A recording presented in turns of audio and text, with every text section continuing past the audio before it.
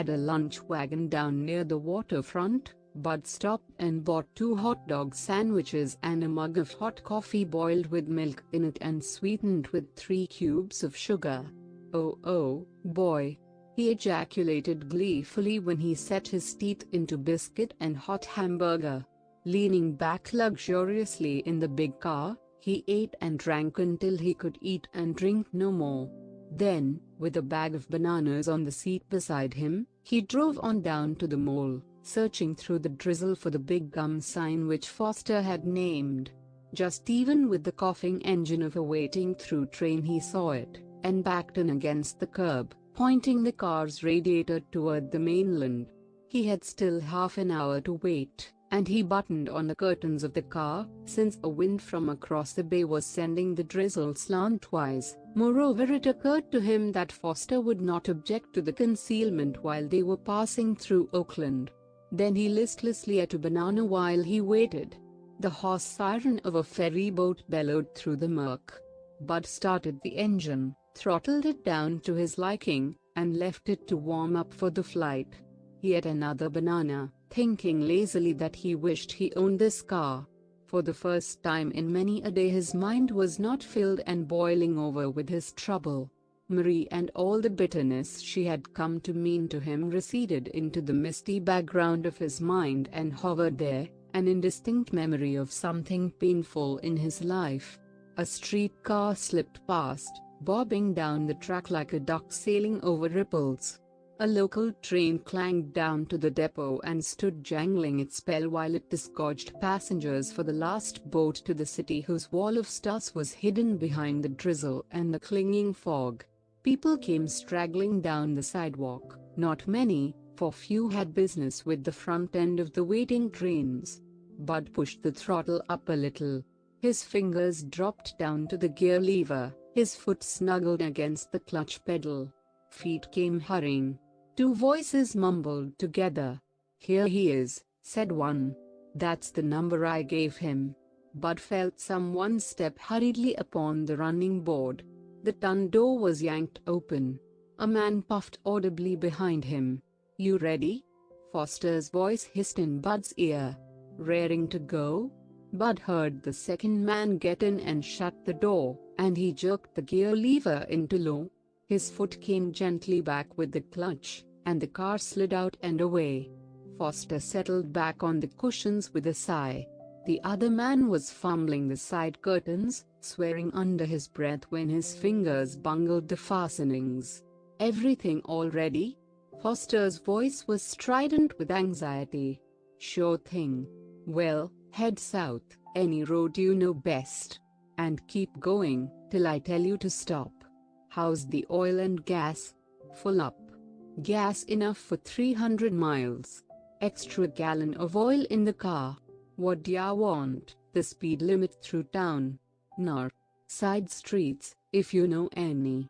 They might get quick action and telephone ahead." "Leave it to me, brother." Bud did not know for sure, never having been pursued, but it seemed to him that a straightaway course down a main street where other cars were scudding homeward would be the safest route, because the simplest. He did not want any side streets in his, he decided, and maybe run into a mess of street improvement litter, and have to back trail around it. He held the car to a hurry-home pace that was well within the law, and worked into the direct route to Hayward. He sensed that either Foster or his friend turned frequently to look back through the square celluloid window, but he did not pay much attention to them, for the streets were greasy with wet, and not all drivers would equip with 4 skid chains. Keeping sharp lookout for skidding cars and unexpected pedestrians and streetcar crossings and the like fully occupied Bud. For all that, an occasional mutter came unheeded to his ears, the closed curtains preserving articulate sounds like room walls. "He's all right," he heard Foster whisper once. "Better than if he was in on it."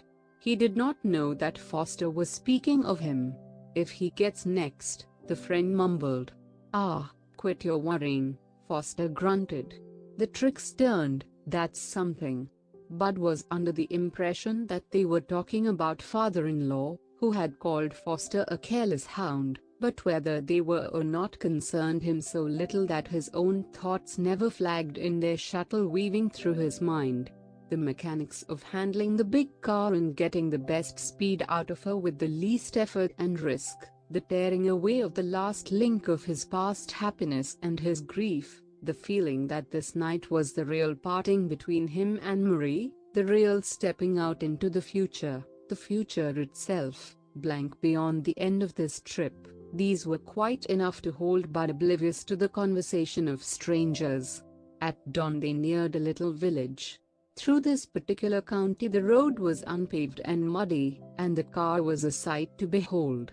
The only clean spot was on the windshield, where Bud had reached around once or twice with a handful of waste and cleaned a place to see through. It was raining suddenly, steadily, as though it always had rained and always would rain. Bud turned his face slightly to one side. "How about stopping? I'll have to feed her some oil, and it wouldn't hurt to fill the gas tank again. These heavy roads eat up a lot of extra power." "What's her average mileage on a gallon, Foster?" "How the deuce should I know?" Foster snapped, just coming out of a doze. "You ought to know, with your own car, and gas costing what it does." "Oh.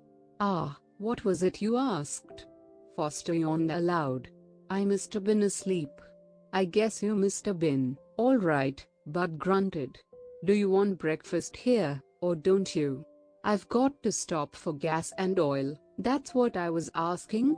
The two consulted together, and finally told Bud to stop at the first garage and get his oil and gas.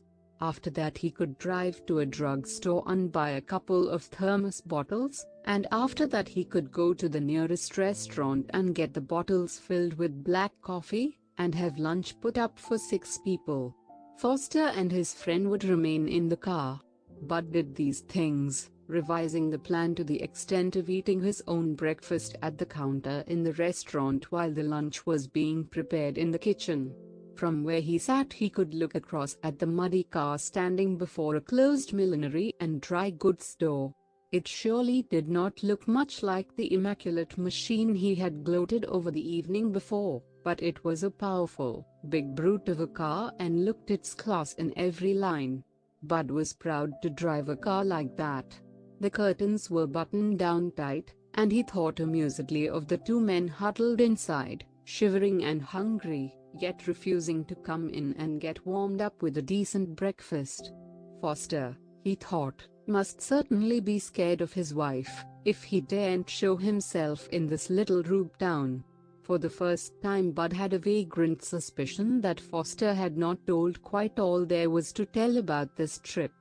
Bud wondered now if Foster was not going to meet Jane somewhere in the south. That terrifying man act would account for his caution much better than would the business deal of which Foster had hinted. Of course, Bud told himself while the waiter refilled his coffee cup, it was none of his business what Foster had up his sleeve. He wanted to get somewhere quickly and quietly, and Bud was getting him there. That was all he needed to consider. Warmed and once more filled with a sense of well-being, Bud made himself a cigarette before the lunch was ready, and with his arms full of food he went out and across the street. Just before he reached the car, one of the thermos bottles started to slide down under his elbow. Bud attempted to grip it against his ribs, but the thing had developed a slipperiness that threatened the whole load, so he stopped to rearrange his packages, and got an irritated sentence or two from his passengers. "Giving yourself away like that? Why couldn't you fake up a mileage? Everybody lies or guesses about the gas, or, what's the difference? The simp ain't next to anything. He thinks I own it. Well, don't make the mistake of thinking he's a sheep." Once Bud suddenly remembered that he wanted something more from the restaurant, and returned forthwith, slipping thermos bottle and all. He bought 2 packages of chewing gum to while away the time when he could not handily smoke, and when he returned to the car he went muttering disapproving remarks about the rain and the mud and the bottles. He poked his head under the front curtain and into a glum silence. The two men leaned back into the two corners of the wide seat, with their heads drawn down into their coat collars and their hands thrust under the robe. Foster reached forward and took a thermos bottle. His partner seized another.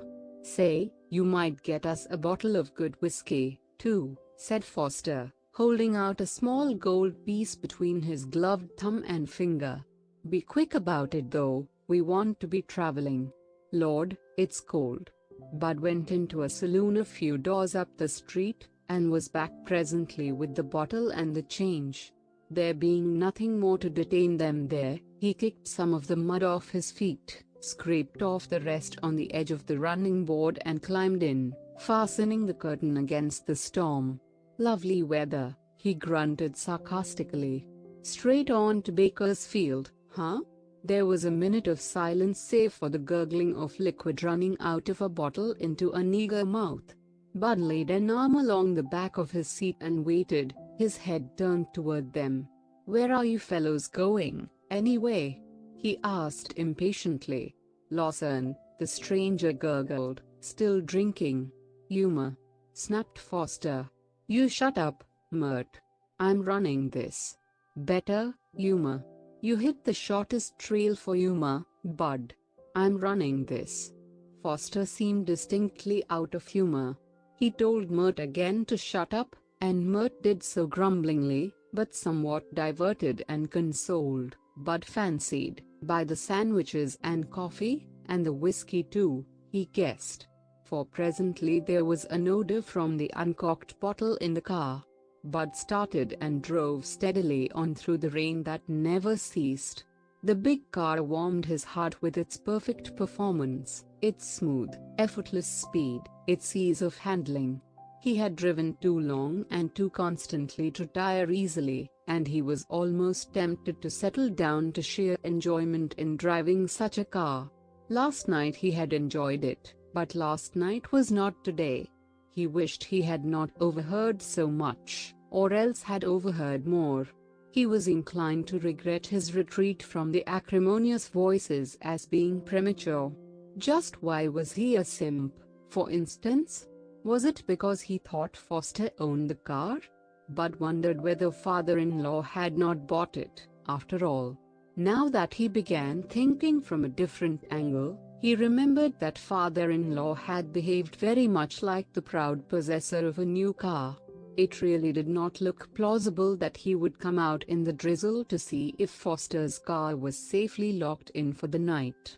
There had been, too, a fussy fastidiousness in the way the robe had been folded and hung over the rail. No man would do that for some other man's property, unless he was paid for it. Wherefore, Bud finally concluded that Foster was not above helping himself to family property. On the whole, Bud did not greatly disapprove of that. He was too actively resentful of his own mother-in-law. He was not sure, but he might have done something of the sort himself, if his mother-in-law had possessed a $6,000 car. Still, such a car generally means a good deal to the owner, and he did not wonder that Foster was nervous about it. But in the back of his mind there lurked a faint dissatisfaction with this easy explanation. It occurred to him that if there was going to be any trouble about the car, he might be involved beyond the point of comfort. After all, he did not know Foster, and he had no more reason for believing Foster's story than he had for doubting. For all he knew, it might not be a wife that Foster was so afraid of. Bud was not stupid. He was merely concerned chiefly with his own affairs, a common enough failing, surely. But now that he had thought himself into a mental eddy where his own affairs offered no new impulse toward emotion, he turned over and over in his mind the mysterious trip he was taking. It had come to seem just a little too mysterious to suit him, and when Bud Moore was not suited he was apt to do something about it. What he did in this case was to stop in Bakersfield at a garage that had a combination drugstore and newsstand next door. He explained shortly to his companions that he had to stop and buy a road map and that he wouldn't be long, and crawled out into the rain. At the open doorway of the garage he turned and looked at the car. No, it certainly did not look in the least like the machine he had driven down to the Auckland Mall, except, of course, that it was big and of the same make.